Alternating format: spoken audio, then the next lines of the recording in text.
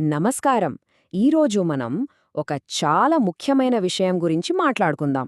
అదేంటంటే, పట్టణాల్లో సొంత ఇల్లు కట్టుకోవాలనే మన కలను నిజం చేసే ప్రభుత్వ పథకం పీఎంఏవై అర్బన్ గురించి.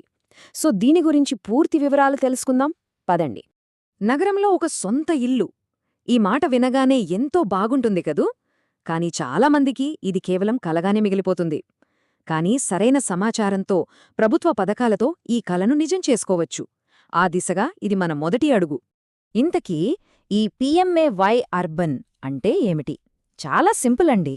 సిటీలు లేదా టౌన్లలో నివసించేవాళ్లు వాళ్ల మొదటి ఇంటిని కొనుగోలు చేస్తుంటే వాళ్లు తీసుకున్న హోమ్ లోన్ మీద ప్రభుత్వం వడ్డీ రాయితీ ఇస్తుంది అన్నమాట. ఇంకో విషయమేంటంటే, ఈ పథకం 2024 నుండి పీఎంఏయు 2.0గా కొనసాగుతోంది. అంటే ఇది ఇప్పటికీ అమల్లో ఉంది. ఓకే, ఇప్పుడు మనందరి మదిలో వచ్చే మొదటి ప్రశ్న, అసలు ఈ పథకానికి ఎవరు అర్హులు? ఇది మనకు వర్తిస్తుందా లేదా? ఆ వివరాలు ఇప్పుడు చూద్దాం. అర్హతకు సంబంధించి ఫస్ట్ అండ్ ఫోర్మోస్ట్ క్రైటీరియా ఏంటంటే మీ వార్షిక కుటుంబ ఆదాయం. ఇక్కడ చూపిస్తున్నట్లు 3 కేటగిరీలు ఉన్నాయి. మొదటిది ఈడబ్ల్యూఎస్, అంటే మీ ఫ్యామిలీ ఇన్కమ్ సంవత్సరానికి 3 లక్షల లోపు ఉంటే. రెండవది ఎల్ఐజీ, అంటే 3 నుండి 6 లక్షల మధ్య ఆదాయముంటే. ఇక మూడవది ఎంఐజీ, అంటే 6 నుంచి 9 లక్షల మధ్య ఆదాయం ఉన్నవాళ్లు. ఆదాయం ఒక్కటే కాదు, ఈ 4 బేసిక్ కండిషన్స్ కూడా చాలా ముఖ్యం. 1.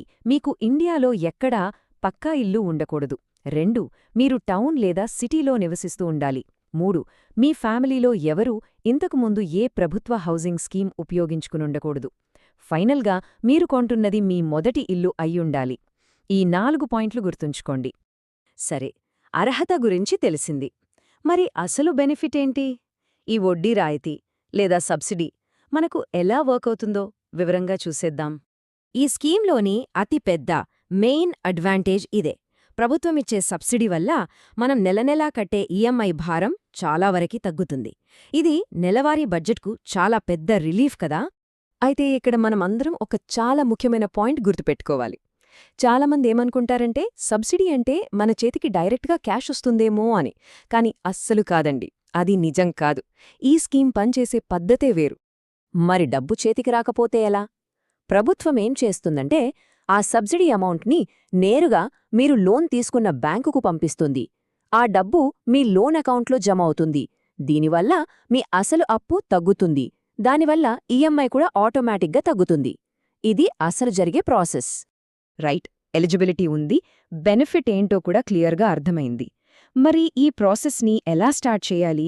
అప్లై చేయడానికి మనం వేయాల్సిన ఫస్ట్ స్టెప్స్ ఏంటో ఇప్పుడు తెలుసుకుందాం. మీ ఎలిజిబిలిటీని మీరు చాలా ఈజీగా ఆన్లైన్లోనే చెక్ చేసుకోవచ్చు. దానికోసం అఫీషియల్ పీఎంఏవై వెబ్సైట్కి వెళ్ళాలి. అక్కడ చెక్ ఎలిజిబిలిటీ లాంటి ఆప్షన్ ఉంటుంది. దాన్ని క్లిక్ చేసి మీ Aadhaar number, income, family details enter చేస్తే సరిపోతుంది. చాలా సింపుల్ ప్రాసెస్ ఇది. అప్లై చేసే ముందు ఈ డాక్యుమెంట్స్ అన్నీ రెడీగా పెట్టుకుంటే పని చాలా ఫాస్ట్గా అయిపోతుంది. ఆధార్, పాన్, ఇన్కమ్ ప్రూఫ్ అంటే మీ శాలరీ స్లిప్ లేదా ఐటీ రిటర్న్స్, అడ్రస్ ప్రూఫ్, ఇంకా ముఖ్యంగా మీకు వేరే పక్కా ఇల్లు లేదని ఒక అఫిడవిట్ ఇవ్వాలి. ఇవన్నీ రెడీగా ఉంటే మంచిది. సరే, మొత్తం విషయం తెలుసుకున్నాం కదా. ఇప్పుడు మనం ఇప్పటిదాకా మాట్లాడుకున్న వాటిలో కొన్ని చాలా కీలకమైన అంశాలను ఒక్కసారి రివైజ్ చేసుకుందాం. ఇవి మాత్రం ఖచ్చితంగా గుర్తుంచుకోవాలి. ఈ బార్ చార్ట్ చూస్తే మనకొక విషయం చాలా క్లియర్గా అర్థమవుతుంది.